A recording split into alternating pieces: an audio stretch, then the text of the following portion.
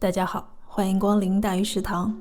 清明节到了，我们来做几个青团。这次我用紫薯做馅，200克蒸熟的紫薯压成泥，加20克炼乳拌匀。炼乳的量可以根据紫薯的甜度做适当的调整。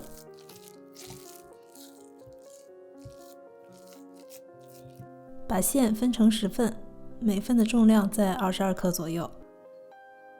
搓圆备用。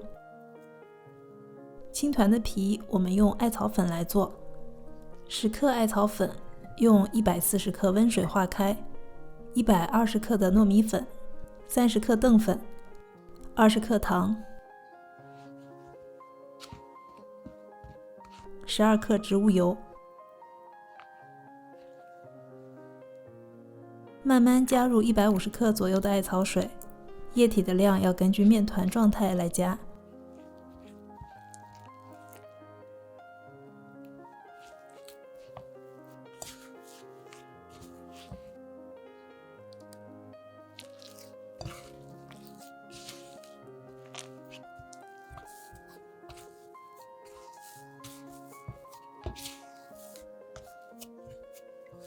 最后揉成一个很软的面团。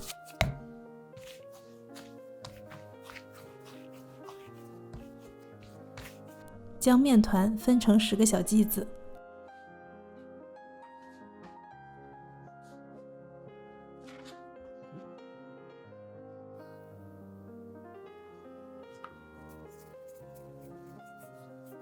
搓圆后盖上保鲜膜。取一个剂子，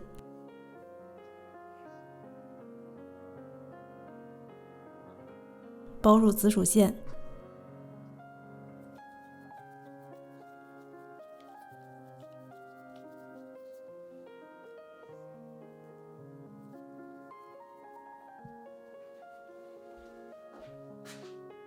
收口捏紧，再搓圆。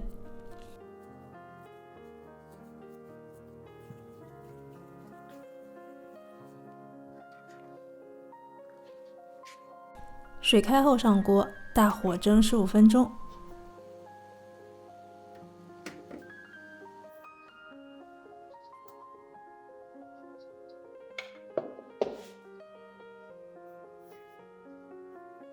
青团蒸好以后，趁热在表面刷一层植物油，防止粘连。青团中加入了艾草，有一股独特的清香，外皮软糯而有嚼劲，内馅甜而不腻，这是春天的味道。如果你喜欢我的视频，欢迎点赞、订阅、评论、转发，感谢收看，我是大鱼，我们下期再见。